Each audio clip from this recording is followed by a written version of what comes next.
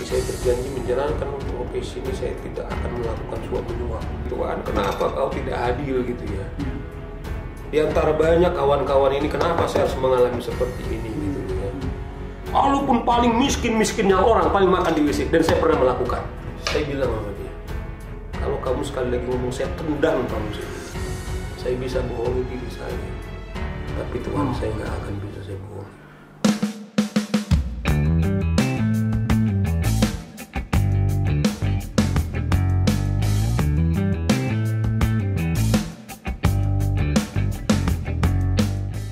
Baja itu sebagus-bagusnya dia nggak akan bisa tajam tanpa dibentuk ya. Betul. Artinya kalau kita mau jadi tajam harus dibentuk dong. Harus biasa. Bisa nggak orang itu punya ketangguhan mental, karakter tanpa melalui proses pembentukan tadi, Pak? Nah, saya nggak percaya, tak. Mungkin ya kayak gini lah. Yang selalu kita juga bisa di sekolah itu kan, kita tahulah belajar berenang dari guru yang paling hebat sekalipun gitu ya. Tapi kembali kalau kita nggak terjun ke kolam renang kan tetap aja kita. Nah, mental juga menurut saya seperti itu. Misalnya gini lah, kita tahu, katakanlah kita harus bernegosiasi dengan orang lain yang baru misalnya, kan kita dibayang-bayang ketakutan, deg-degan gitu kan. Nah, coba kalau kita menghindar, kita tahu teorinya, padahal teorinya itu kita harus pede, harus berani gitu, tapi kita nggak pernah mau kemudian mempraktekkan, tetap aja kan enggak gitu. Jadi dia tetap, nah, sama dengan saya bilang tadi, mungkin orang anak-anak mahasiswa, katakanlah bukan soal uang, tapi soal kedisiplinan, soal pengharapan tak misalnya. Kita selalu hidup optimis, nggak bisa kalau nggak kita latih. Pasti ada alasan mindset kita, alasan apa kemudian kita optimis. Coba bayangkan kayak kondisi begini. Saya waktu kita ngobrol tadi pas sebelum kesini, kalau kita sukses ini, coba bayangkan banyak hal yang bisa kita lakukan dengan di rumah. Semua dunia ini kita bisa tembus gitu ya. Betul. Ya kan. Nah, jadi ya saya di samping protokol harus ini kayak tadi. Ya ada kawan-kawan MRP Majelis Rakyat Papua, dan saya udah janji mau tak kan.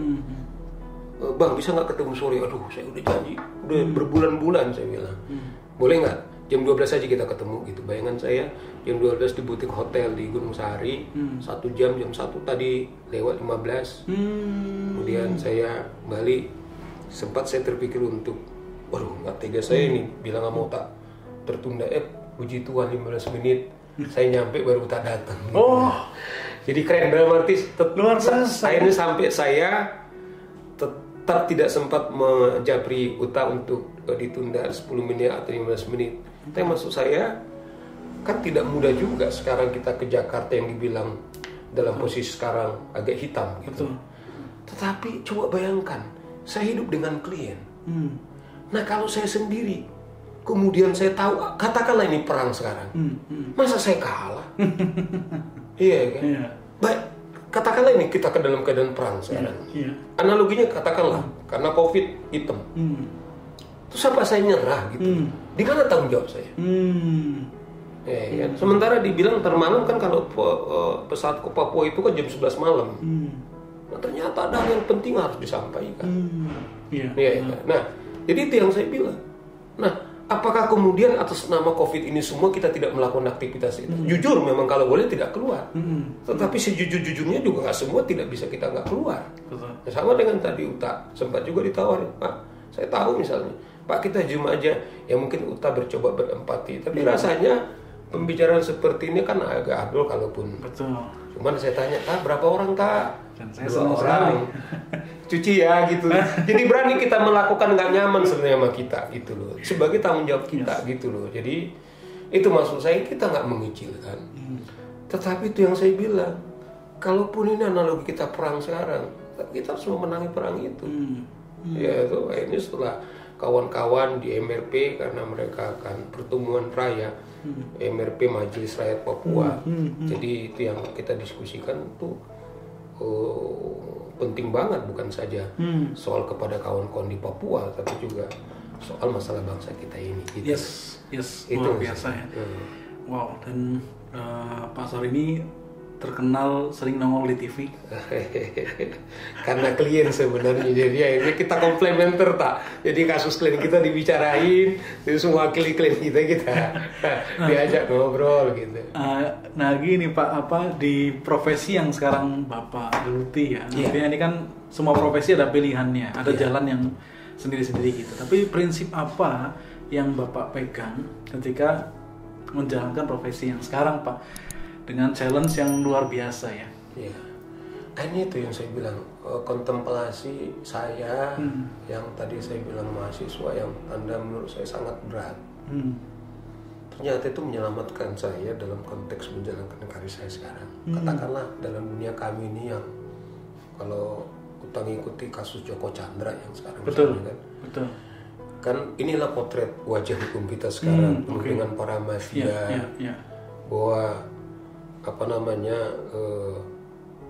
permasalahan hukum kita itu diperdagangkan seperti komoditi yang bisa diperdagangkan. Perdagangkan dari 1 triliun sekian.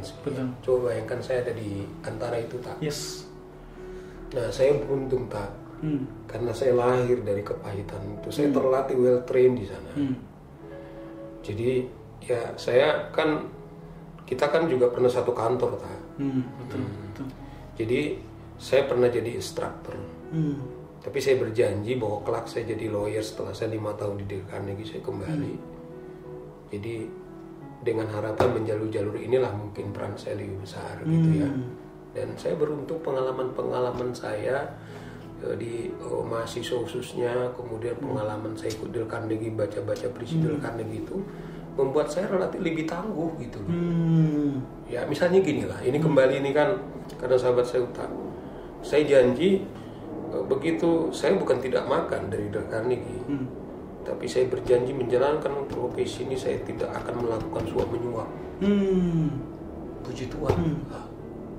Ya anak-anak ini bisa makan, ya puji Tuhan lah. Ada yang sekolah ke Belanda, ada yang sekolah ke Amerika, yang ada mereka yang bayar beasiswa dan lain-lain. Saya mengatakan mereka itu bisa makan. Mungkin kita tidak berlebih-lebihan gitu loh kan. Saya nggak percaya misalnya ya ada orang nipu aja susah apalagi jujur katanya. Nah saya sebalik-baliknya mungkin kayak pisau tadi. Saya karena harus setiap hari dulu itu harus belajar jujur. Akhirnya bagi saya sekarang jujur itu ya sangat mudah karena saya latih terus gitu loh. Nah malah sebaliknya hal yang kecil pun mungkin kita tidak mengatakan faktanya sendiri itu berat banget. Ya sama dengan saya ini udah latihan olahraga kurang lebih katakanlah usia saya sekarang ini 60 sekitar 40 tahun. Nah saya latih rutin 4-5 kali tak. Justru kalau saya nggak melakukan olahraga berat. Nah sebegitu juga karakter kita itu gitu loh. Nah jadi saya bersyukur sama Tuhan pernah melatih saya yang saya bilang tadi, Tuhan kenapa kau tidak adil gitu ya. Di antara banyak kawan-kawan ini kenapa saya harus mengalami seperti ini gitu loh ya. Saya pernah makan awal-awal petualangan itu sebelum meninggalkan total dari kakak saya, pernah saya bawa makanan tak dari rumah. Makanan ini juga makanan yang tadi malam tak, dengan ikan asin. Ya, setelah saya lapar, waktu itu belum dapat beasiswa kan. Jam 2 kan udah nasi makan malam itu tak kan sudah meler dia, jadi ada air-airnya. Ikan asin yang tadi malam itu juga kena dengan panas itu juga dia jadi agak ini juga. Nah, ketika saya makan di antara parkir-parkir mobil di kampus saya, setiap saya buka mobil ini jalan, saya cari lagi pojok-pojok paling pojok di kampus. Begitu saya buka, kawan lewat saya malu tak. Nah, di seberang kampus saya itu ada rumah sakit Cipto, ya toh. Nah, sama begitu saya mau makan, saya mau buka rangsum saya ini, kenapa sampai begitu? Di mana yang paling aman tahu nggak? Saya pilih lah di WC untuk saya makan. WC yang tempat kita yang itu tak. Nah memang saya menghadap pintu tak, ituin. Tapi saya itu pikiran saya ke sana kan. Saya mau buka satu ember, saya mau muntah. Karena kebayang yang kuning di sana. Sempat teriak, kenapa sampai seperti ini? Tapi pada saat yang sama tak, tiba-tiba kayak saya dibisikin. Tapi seandainya pun semiskin begini, kalau toh hanya kemiskinan begini saya siap gitu. Tiba-tiba udah keberanian. Walaupun paling miskinnya orang paling makan di WC, dan saya pernah melakukan. Wah, Jadi saya pernah melakukan gitu. Sampai sekarang itu, paling sampai di WC lah. Ya, karena jadi prinsip-prinsip itu saya kira kemudian memodali saya untuk praktek saya yang sekarang ini sama. Kalau klien misalnya ya udah nggak cocok, nggak berkat, ya udah. Kalau pernah itu dititipin uang gitu kan, saya pernah itu. Saya pernah diajak satu kasus besar menurut saya. Bos, nanti ini oke ya, tapi saya kasih tahu karena ini membobol bank, tak. Jadi saya bilang sama dia, agak ngeri-ngeri mafianya kan. Saya pokoknya profesional ya. Kalau pokoknya saya menjalankan kerja saya gitu loh kan. Ya, oke. Ya, jadi ketemulah kita di Kelapa Gading besok buatin surat kuasa. Tahu nggak tahu? Pas di bandara, jadi kawan saya ini bawa ecolak. Kayak di film-film yang itu. Oh, tolong titip ini, kasih nanti sama jaksanya kan gitu. Jadi saya bilang sama dia, ini surat kuasa meterai 6.000. Saya ketepatan naik Damri dari Bekasi 23.000, kasih saya 30.000. Padahal waktu itu, zaman itu saya minta dia fee-nya 150 juta, gede pada saat itu, dia udah oke. Ya. Tapi saya bilang ini yang saya nggak mau, saya bilang. Jadi, berangkatlah kita ke Bumen. Oke, tahu nggak di mobil dia bilang lagi nih, saya bilang sama dia, kalau kamu sekali lagi ngomong saya tendang kamu, saya bilang. Sebenarnya saya kejam tak, dia ngasih saya order, tetapi udah ketiga kali tak, saya tendang kamu, saya bilang. Saya tadi kan di bandara sudah bilang, padahal kadang-kadang dalam praktek kami inilah uang paling cepat lah. Tapi saya bilang, saya bisa bohongi diri saya. Tapi Tuhan saya nggak akan bisa saya bohong. Gimana Pak cara buat kebanyakan orang akan mudah untuk sebentar melupakan prinsip yang kejujuran itu Pak. Tapi di situasi itu Pak Saur tetap bertahan. Nah itu tak. Jadi itu saya dulu juga dengan model begini, hanya makan satu tempe saya bisa hidup juga. Saya cerita kepada istri saya waktu kami belum jadi, saya cerita apa adanya. Ya toh kalaupun saya paling mudah seperti ini.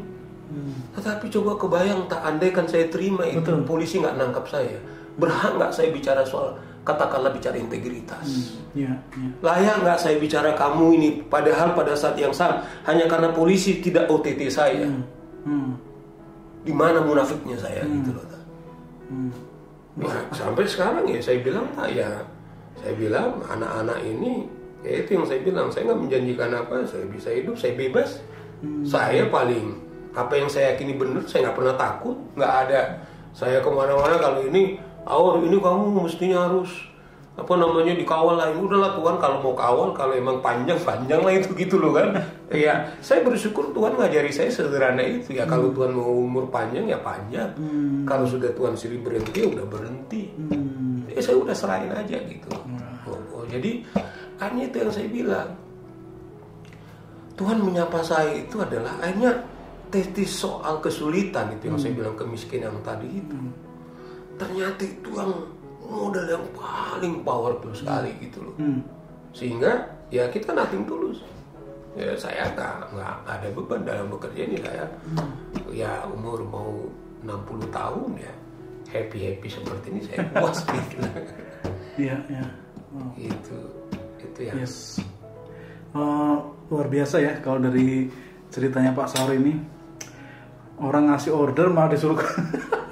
Memang waktu itu kan fee-nya memang akhirnya saya ceritain sedikit, memang akhirnya saya diputus untuk kedua kali. Tapi saya bersyukur gini, akhirnya saya ditransfer 50%. Ya udahlah, saya 2 kali pergi ke Kumin dikasih 75 juta ya lah berkat saya gitu loh. Ya kan, jadi kemudian udah asal maaf ya nggak lanjut lagi ya, saya mensyukuri ya, tanpa harus saya ini ya saya syukuri nggak lagi sisa nggak dibayar ya, kalau dia nggak ikhlas membayar selebihnya ya udah. Tapi saya pikir pada saat ini ya segini sangat berguna bagi saya gitu. Nah sekalipun akhirnya satu saat kawan ini ya memang saya lihat dia tiba-tiba beli waktu itu masih keren tuh Nissan Torona Terano. Dia beli baru, terus saya lihat juga beli Mercy gitu ya. Wah keren juga. Tapi satu hari ternyata dia masalah, ada uang klien ini yang mesti dijanji mungkin mau disampaikan. nggak disampaikan dia, kemudian dilaporkan klien itu dilapor kepada saya. Saya bilang inilah yang saya takutin. Akhirnya saya jadi berbalik khotbahin dia gitu loh. Jadi akhirnya ya dia anggap saya kejam gitu. Saya bilang sama dia, bukan hanya kepada kamu saya melakukan ini, janji pribadi saya. Jadi maafkan saya mungkin terlalu kejam saya, tapi itu lebih hormatnya kepada kamu atau kepada saya, kehormatan kepada profesi kita ini. Wow. Luar biasa. Lucu ya tak ya. Banyak orang kan berjuang, bekerja untuk meraih apa yang mereka sebut sukses. Ya. Kalau buat Pak Saur sendiri, sukses itu apa sih Pak? Nah itu dia waktu utak ya, yang saya takutkan bicara kan Pak Saur ini udah sukses sekarang ini gitu loh. Jadi kalau saya sih akhirnya bilang ini, saya berani mengatakan saya sukses menyelesaikan masalah-masalah saya. Saya bapak daripada menyelesaikan masalah-masalah. Jadi kita kalau tanya anak-anak ini, apa kata paling sakral? Saya bertanya-tanya. Kata yang paling sakral di rumah tangga ini adalah tantangan.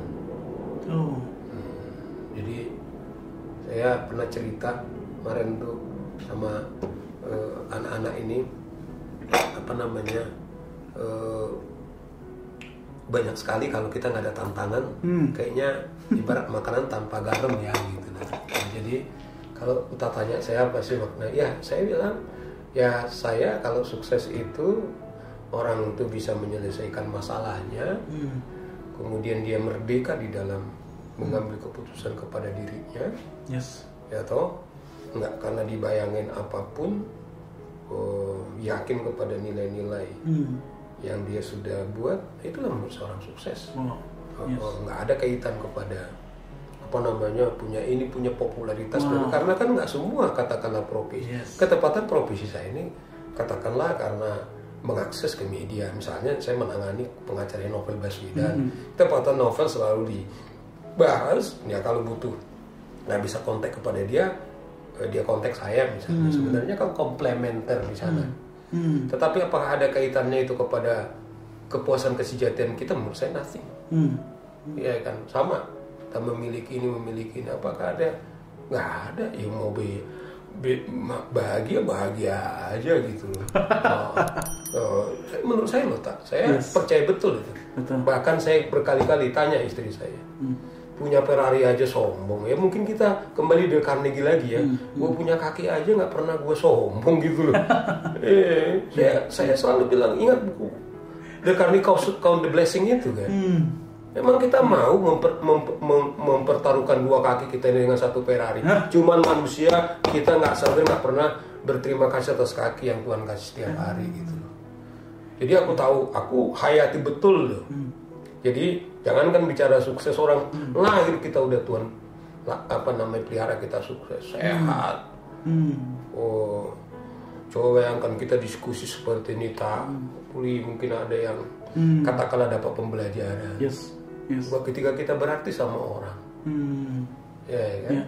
Nah, jadi itu yang saya kira. Jadi kadang-kadang gini tak, saya pernah itu ada datang pendeta, Mas Saur gini Pak. Jadi ayah saya ngurus sertifikat ke lurah katanya kan. Jadi waktu itu diminta sekian puluh juta. Dibilang gini, Saur itu teman saya, teman anak saya di Jakarta katanya. Nah tiba-tiba katanya nggak jadi, diminta uang sama kepala desa. Wah, ya saya nggak kenal orangnya tak. Nah saya merasa puas gitu loh kan.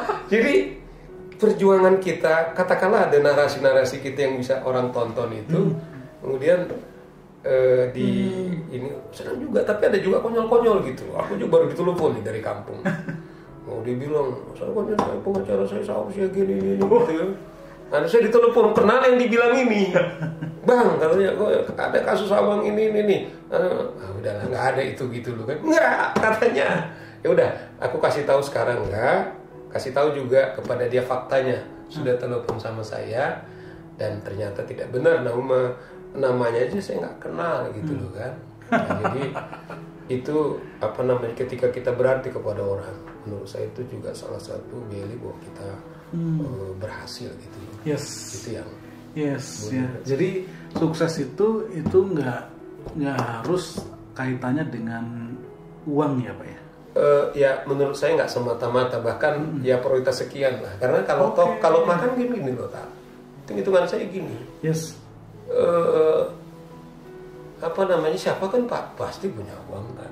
Katakanlah yang kerja, katakanlah pekerja pabrik sekali, maaf saya tidak mengecilkan, hanya contoh saja. Katakanlah ini level pekerja. Sebenarnya kalau kita bicara akses kebahagiaan kepada siapapun kan kita punya sama aksesnya kan. Tapi kalau soal fasilitas soal lain. Nah jadi satu hari gini, waktu istri saya ini kan, saya setelah nomaden, setelah saya kerja waktu di asuransi itu, beranilah kami akhirnya mulai kontrak sebenarnya kerennya itu ya 2x3 lah di Kali Ciliwung. Ya. Malam kita buat tikar, nggak ada tikar, cuman ada masakan. Jadi waktu itu dia tantang saya untuk nikah. Saya bawa dia ke kontrakan. Saya persis, jadi belakang saya itu Kali Ciliwung. Nah jadi di tetangga ini pedagang-pedagang yang kaki lima, ada pedagang jamu, sayur. Jadi kalau kita mandi itu kan pakai yang ditarik-tarik itu. Timba itu. Nah jadi itu kan ruangan hanya 2, jadi bisa mandi tuh hanya 5 sekaligus. Jadi harus giliran. Nah giliran itu kita pakai handuk. Tapi yang menarik tak apa? Jadi ketika kita mau mandi itu sambil dangdutan. Nah saya panggil Mary, sini Mary, lihatlah. Kalau salah satu ciri kebahagiaan banyak tarian, saya bilang, di Kali Ciliwung ini begitu mewahnya tarian, saya bilang. Nyanyian di sini. Saya janji kita bahagia, pasti bahagia, tapi tidak saya jamin 4 sehat 5 sempurna. Nggak ada Ciliwung ini kemudian membatasi kebahagiaan kita. Nah sama dengan, ya begitu kita gaji mobil kita ini, tiba-tiba standar mobil kita tinggal kurang lagi. Ya kan sama dengan gaji. Jadi saya percaya itu nggak akan ada level kepuasan itu, bagaimana kita membuat value, nggak relatif berapa banyak uang, enggak. Seorang narapidana yang mestinya jaksa yang nangkap, malah jaksanya yang memberi karpet merah gitu. Lu gua gaji, guenya gak bisa bergerak, lu dikawal lagi. Tetapi kalau uang ini kamu peroleh dengan tidak benar, nggak percaya saya kamu bisa tenang. Anda boleh bohongi kita, bohongi siapapun, tapi kalau Anda nggak, pada saat yang sama Anda terhukumi. Rezeki kita bagi sama orang, tapi kalau tantangan kita nggak bisa kita kasih. Wah.